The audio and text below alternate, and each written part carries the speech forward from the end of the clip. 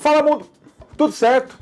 Eu sou o Randall Bergamasco e seja muito bem-vindo ao canal Mundano. E mais uma vez aqui no Mundano, nosso papo de boteco, digamos assim, sobre línguas, bandeiras e geografia. Então começa agora o quarto episódio do nosso 7 contra 7. Deixa eu mostrar para vocês aí o resultado do programa anterior, quando a gente recebeu o Ramon do canal das curiosidades. Mais uma vez eu não sei quem ganhou. Eu tô gravando bem antes desse vídeo ir ao ar, tá? Então eu não sei o resultado, tá aí, vocês já estão vendo. E como funciona o 7 contra 7, se você tá chegando agora, é bem simples, tá, gente? Estou eu aqui, está um convidado, serão feitas 7 perguntas pra mim e pra ele, cada um dará a sua opinião da mesma pergunta, e daí quando acabar o vídeo, você vê com quem você concordou mais dessas 7 perguntas, vai até a nossa comunidade no YouTube, youtube.com/canal Mundano, e procura por comunidade. Olha, por volta de meia hora depois do lançamento do episódio, vai estar lá disponível a enquete oficial, tá? Daí você vai lá e vota em quem você achou que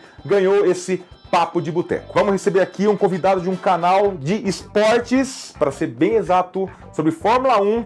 Eu, inclusive, já tive o prazer de participar lá no comecinho do Mundano. O dono desse canal que você vai conhecer agora deu um espacinho pra gente, a gente ajudou ele num vídeo. E agora é a vez de ele retribuir a minha visita ao canal dele, tá? Eu estou falando do Sérgio Civerli, que é do canal Boteco F1. Sérgio, obrigado por sua presença aqui no canal Mundano, valeu por aceitar o convite. Fala pessoal do Mundano, tudo bem? Meu nome é Sérgio Civerli, eu sou do canal Boteco F1, canal especializado em Fórmula 1 aqui no YouTube. O Randall me convidou para participar do 7 contra 7, então agora é canal Mundano contra o Boteco F1. Lembrando que esse programa é um patrocínio da Mundano Store. O link tá aí na descrição. Vai lá, gente. Se você não conhece, dá uma entradinha, dá uma olhadinha, sem compromisso. Se você gostar de alguma coisa, compra alguma coisa para deixar sua casa bonita e também ajudar nós aqui no canal. Vamos lá, 7 contra 7, canal Mundano versus canal Boteco F1. Mas antes, roda a vinheta.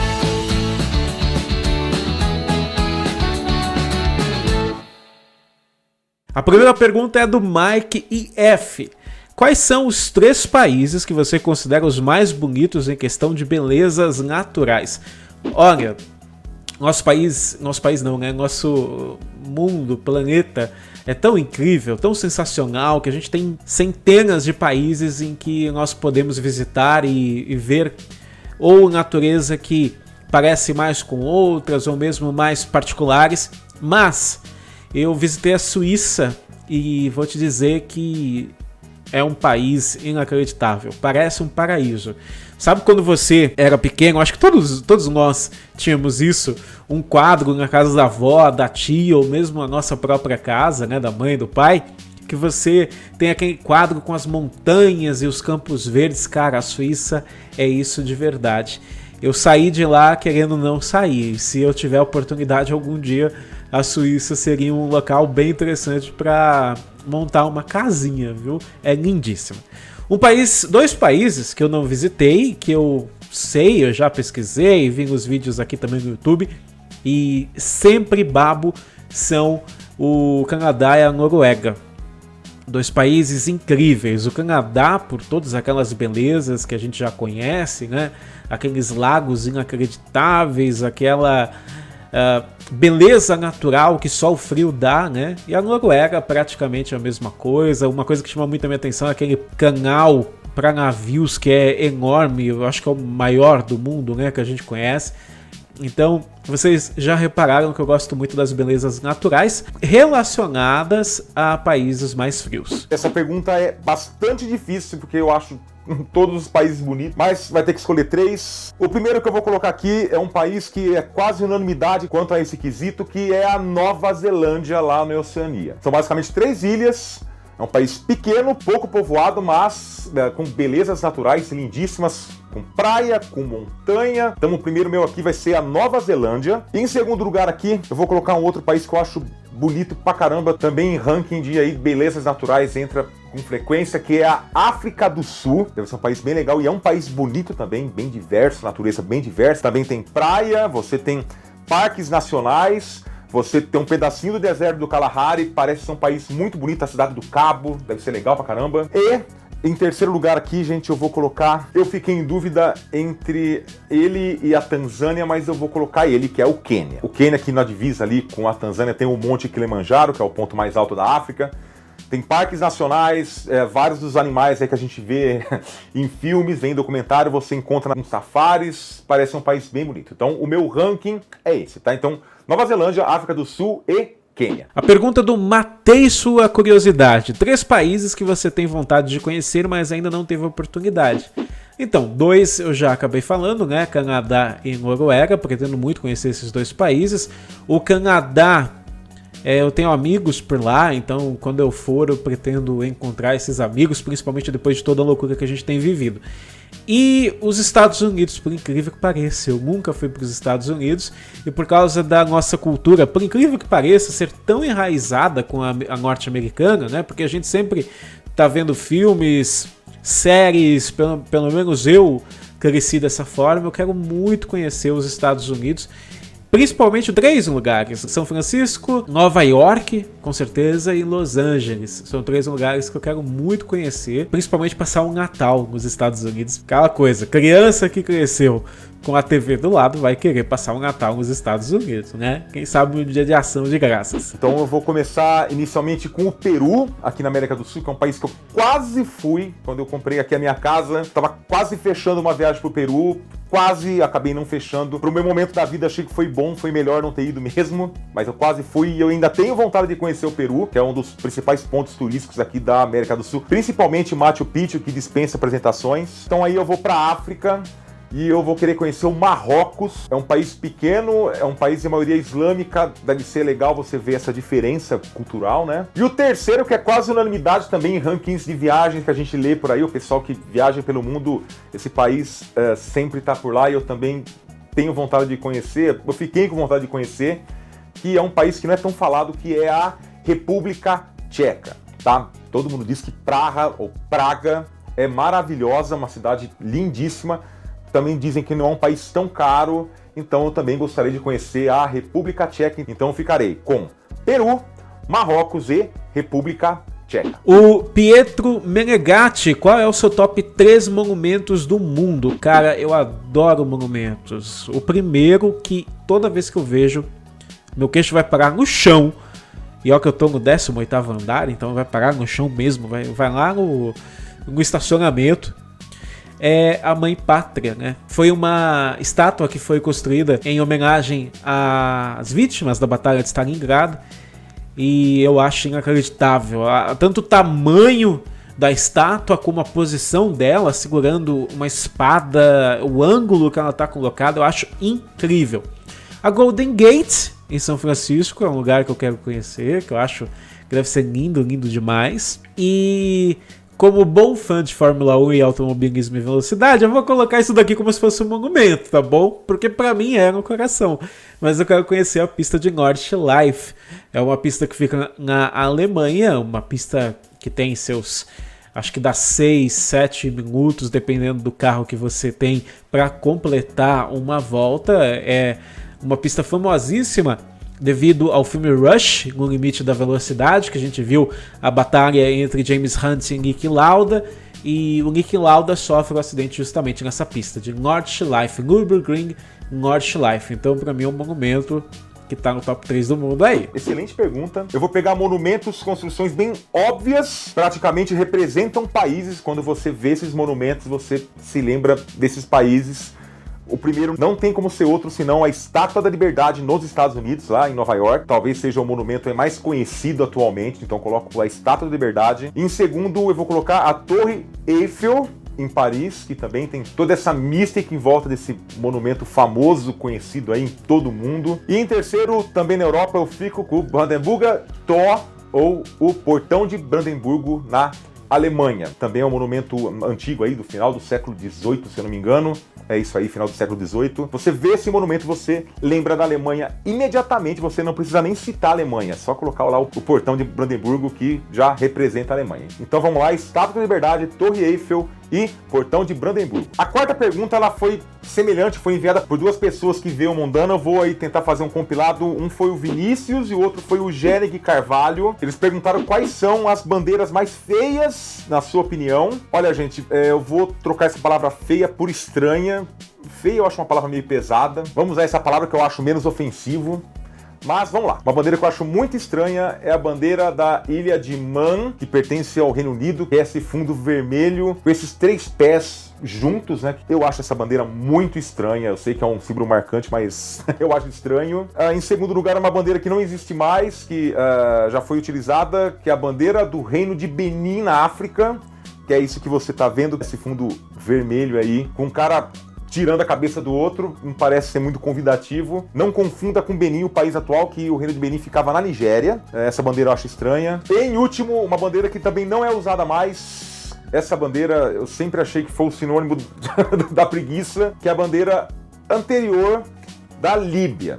A bandeira anterior da Líbia era simplesmente um pano verde. Verde, que é a cor oficial do islamismo. Então eles usavam essa bandeira, que eu acho extremamente estranha. Então as bandeiras da Ilha de Man, do Reino de Benin e a antiga bandeira da Líbia. É difícil, né, jogar bandeira, porque a bandeira ela tá relacionada não só às cores ou a um desenho, mas a uma identidade de pátria para essas pessoas.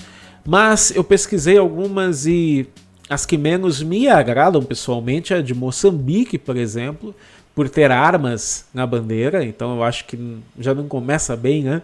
Você tendo armas numa bandeira. Da Maldívias, eu não entendo qual a ideia que eles tiveram, tem um vermelho com verde, não combinou, na minha opinião. E a antiga bandeira da África do Sul, que não tinha identidade alguma, né? A nova já é totalmente identidade, com uma simbologia por trás dela muito bonita. Quinta pergunta, você ganhou uma viagem, pode conhecer vários países, mas de um único continente. Tá, então eu vou sair no continente e ficar só nele, mesmo conhecendo vários países. Tá, qual continente você escolheria? Nesse ponto aí já vai pesar o coração mesmo, que daí eu preferiria conhecer a Europa. E eu também não acharia ruim se deixassem só conhecer os países ali do leste europeu. Romênia, República Tcheca, Croácia, Bulgária, eu iria sem problema. Tá, mas é um continente, então eu escolho a Europa. Ih, rapaz, você é chato agora, porque seria a Europa. Eu sou apaixonado pela Europa, né? Um continente com muita história, um continente que abraçou a questão histórica, então é muito difícil você andar por uma cidade na Europa que não tenha muitos anos e respeito a tudo que se passou naquele país, naquela cidade. Então, se eu tivesse que viajar por um único continente, com tudo pago, né? Com todas as despesas pagas, como diz o seu Madruga, eu iria escolher a Europa. Sexta pergunta, em qual país do mundo você gostaria que acontecesse um grande evento esportivo? Grande evento aí, vamos resumir a Olimpíadas e Copa do Mundo. Esse país é fácil, pra mim pelo menos, porque eu acho uma pena esse país não ter nem sediado uma Olimpíada e nem uma Copa do Mundo, que é Portugal. Portugal, que é forte pra caramba no futebol, é um país organizado. Lisboa, uma cidade aparentemente lindíssima, já recebeu a Eurocopa 2004, me lembro também que havia a etapa de Portugal no calendário da Fórmula 1, eu sou um pouco mais velho, eu lembro disso, que era no GP de Estoril, parece que agora em 2020, esse ano, vai ser no Algarve, eu não tenho certeza, me corrija se eu estiver errado, mas é isso. Então, pra mim, é Portugal. Essa é uma boa pergunta. Eu acho que todos os grandes países do mundo receberam já esses dois eventos, né? O que eu queria, na verdade, não vai ser nenhuma questão de belezas naturais. Eu gostaria que o Brasil, em um futuro, recebesse de novo essas competições e aproveitasse de verdade, sabe? Não fosse usado para esquema de corrupção e deixasse passar. A gente tem um exemplo de Barcelona, né, que foi uma cidade totalmente revitalizada com as Olimpíadas de 92, e isso poderia ser muito bem feito aqui no Brasil. Então, eu sei que hoje em dia, infelizmente, é uma utopia, mas quem sabe ainda no nosso tempo de vida a gente vai ver dois eventos ou um evento forte como esse de volta ao Brasil, não só passando, mas deixando um legado, né? A história a gente fala de um legado, deixando mudanças para trás. Essa história do Brasil ser uma estação de trem só me incomoda demais. A gente poderia pegar tudo que a gente aprende dos outros lugares e implementar as coisas boas, não as coisas ruins, né? Infelizmente, o bonde passou da primeira vez, mas quem sabe no futuro. Sétimo, geografia, línguas e bandeiras. O quão é importante esse tipo de conhecimento no meio esportivo? Muito, muito importante. Se você pretende trabalhar no meio esportivo, pode ter certeza que você vai ter que saber não só questões geográficas, como onde está qual país, qual a capital de tal país, a bandeira, as cores, mas também como a pronúncia de cada país, a pronúncia de cada esportista. A gente tem uma tendência, no primeiro momento, a pegar qualquer nome e ler da forma que a gente está acostumado, por exemplo, em português. Eu gosto de ir um pouquinho além, eu gosto de saber como que tal palavra é pronunciada na língua original e utilizar isso também para fomentar não só a ideia da língua, né? Não só a ideia da pronúncia certa, correta dentro da língua original, mas também difundir a possibilidade de você aprender outras línguas. O que eu aprendi na minha vida é que quanto mais línguas você aprende, automaticamente mais portas se abrem para você. Muito. Eu acho muito importante. Como eu já falei pra vocês, eu particularmente eu gosto muito de futebol, que é meu esporte favorito, e sou assim completamente apaixonado por Copa do Mundo. E boa parte das bandeiras que eu conheço, ou até sobre os países que eu conheço, foi graças a Copas do Mundo. Desde criança isso me surtiu interesse.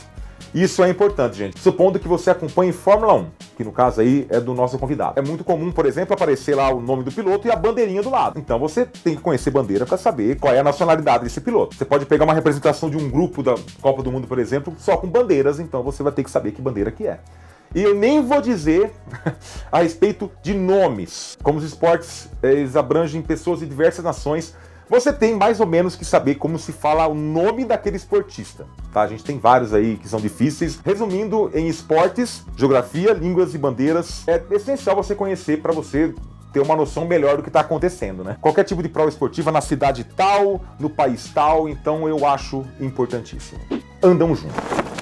E chega ao fim mais um vídeo do Mundano. Eu gostaria muito de agradecer ao Sérgio Cervelli que topou participar dessa brincadeira. Sérgio, muito obrigado, valeu mesmo. Então é isso, galera. Espero que eu não tenha sido tão chato. Se você gosta de Fórmula 1, passa lá no Boteco F1. É só procurar aqui no YouTube, Boteco F1, que você vai entrar e ficar sabendo de tudo o que acontece no mundo da Fórmula 1. E Randall, de novo, muito obrigado pela oportunidade de disputar o 7 contra 7 aqui. 7, inclusive, é meu número da sorte, hein? Até mais, galera! Então é isso, gente. E a sorte tá lançada. Então, você gostou mais das minhas respostas? Você gostou mais das respostas do Serjão? Escolha aí quem te agradou mais. Não necessariamente que teve as mesmas respostas suas, que eu tenho certeza que vocês também vão respondendo. Vai lá na comunidade, vai na enquete oficial e vota em quem você achou que saiu melhor nessa conversa, nesse debate de bar, tá? E siga a gente em nossas redes sociais e a gente se vê na próxima semana em mais um vídeo do Canal Mundano. Um forte abraço a todos, gente. Muito obrigado, até mais. Tchau.